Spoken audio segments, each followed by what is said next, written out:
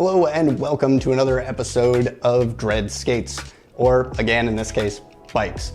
I am your host and guide to all things PEV, Scott Dread, and today, as my sleek attire suggests, we are going to be taking a look at an e-bike, specifically the latest offering from 1UP, the 1UP Roadster electric fixie. Stay tuned, a lot of people have been asking about this thing and it should be a lot of fun. All right, roll it.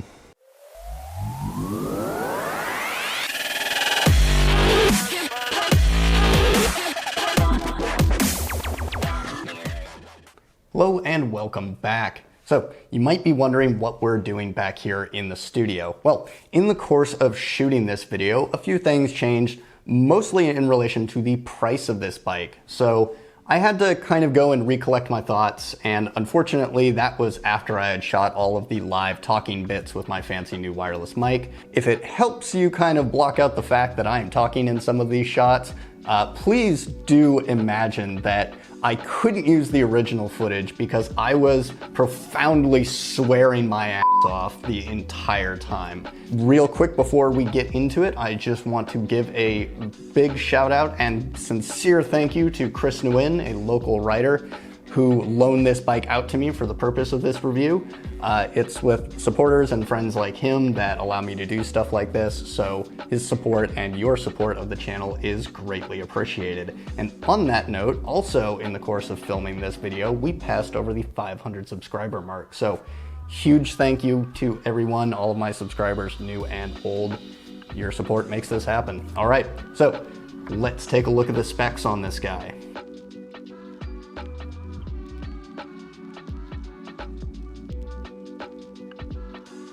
As always, I'm going to talk about what I liked about the bike and what I think could maybe use a little bit of improvement, and then at the end of it all, we're going to give it a dread score. All right, so let's start with price.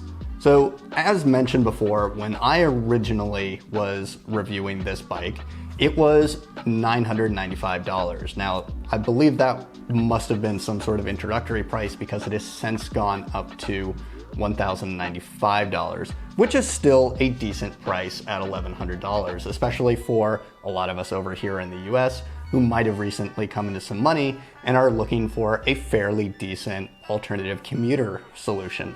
So right around $1,000, this thing is hard to beat in this class. And so moving on from there, the next big thing that I really appreciated about this was the weight. Now, 33 pounds might not sound very light for a road bike. However, for an electric road bike, this thing is downright dainty. I had no trouble getting this up and down the stairs of my apartment. It was very easy to limber this thing up on my shoulder and get it up and down the stairs, no problem. Most of the weight is concentrated in the back, but it is hardly noticeable. The bike is quick and highly maneuverable. Now, it is running a rather diminutive 350 watt rear hub cassette. However, it's got more than enough to get itself around. And what I more compare this to is, it's not so much that it is a fully electric bike, it's more so I learned to kind of treat the electric boost in place of gears, because this is a fixed gear bike, so you do not have a traditional rear cassette. You only have the mono belt drive. And let's talk about that for a minute. The fact that this is a belt drive means that this thing is going to be relatively maintenance free. Because it's not a Gates belt, I do not know exactly what the relative rating is on that, but my conservative estimate is going to be between 1 and 3,000 miles. On top of that, because it is a belt drive and it is a rear wheel drive hub, this bike runs nearly silently. I have had to use the bell and call out my passing a lot more often on this thing just because of how sleek and stealthy this thing is. And I don't even think I could really capture the running sound of this thing. It is that quiet. And so that is a huge benefit for those of us who may or may not be aware of the kind of tenuous relationship between PEV enthusiasts and traditional cyclists. With this bike, it is virtually impossible to tell just by looking at it or watching you ride it that it is electric. And one of the last little blink and you miss it details that I really appreciated about this was the display. While it's not the brightest or easiest to read in full sunlight while riding, it is very well featured. And little things like output customization on the dashboard, different viewing modes, and just the fact that it has a clock was a huge plus for me. My $4,000 electric dirt bike doesn't even have a clock on it, so that little bit surprised me. It also has a lockout mode where you can password encrypt this, as well as adjusting the speed modes.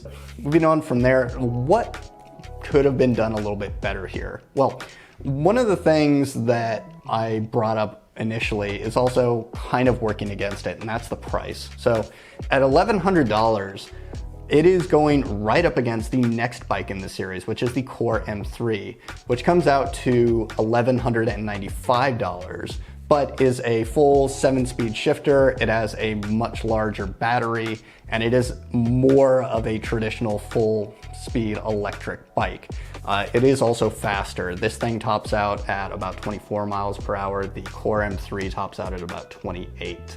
So for people who are shopping for kind of like a first-time e-bike or just a cheap commuter solution, it's become a bit harder to make this an absolute buy because even though I was testing this one, I kept seeing my eye drift to the Core M3. And even while I'm recording this, it was on sale and it was $50 off. So it had actually gone down to, I think, $11.45. But yeah, it's in an interesting place price-wise, and I think that if that price were to go up any more, say this were to go up to like $11.50 or anything over $1,100, I would kind of start pushing people more towards the middle of the line with the Core M3 from 1UP rather than this thing. But it is still right around $1,000, so it's still a solid buy at that point. So kind of a mixed point.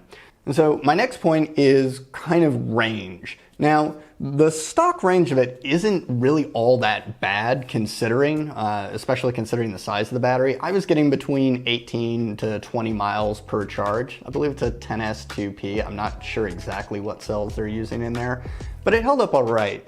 However, the fact that there's no way to easily upgrade this bike or no factory stock option that gives me the ability to add an additional pack or an external battery kind of limits the appeal here to really just kind of like daily groceries and short errands on this thing rather than just kind of like an actual like touring, like long kind of like riding around experience.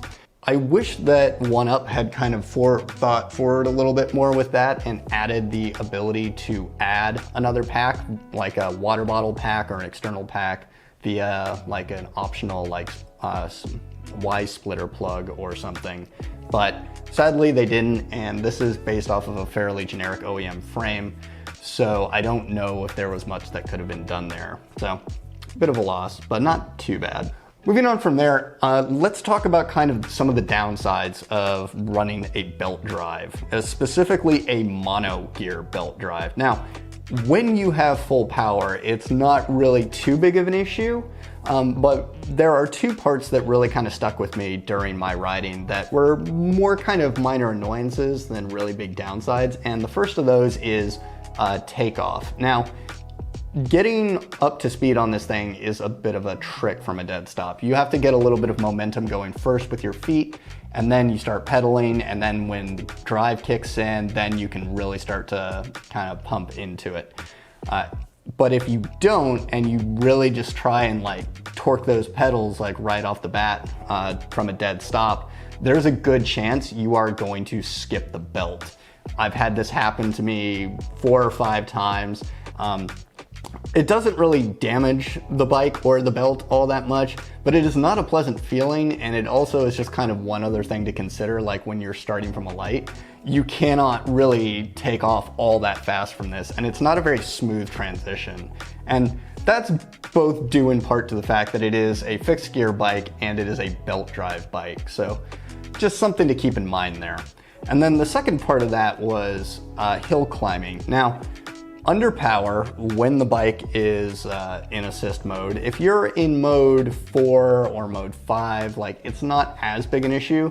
But if you're just cruising along in mode 2, like mode 1 or in mode 2, just, you know, like actually getting some exercise and you have to stop or slow down on a hill, it is a bit of a chore to get moving again, even on slight inclines. But I can't pin that specifically on the 1UP. That was just kind of a downside of my experience. Other than that, I didn't really have a lot of problems with this bike. And as I said, I feel that this is a solid commuter. So without further ado, let's check out the dread score on this thing.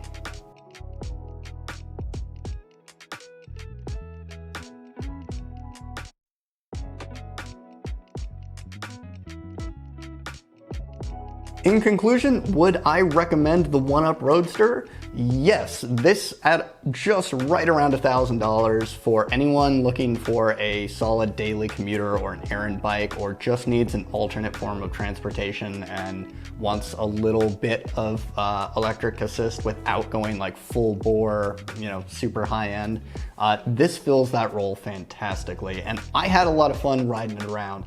Took it off road a little bit. Like, it is a nice little cross tour road bike, and it's got enough chooch to get you where you're going. All right, so again, thank you to all of my subscribers. You guys make it happen.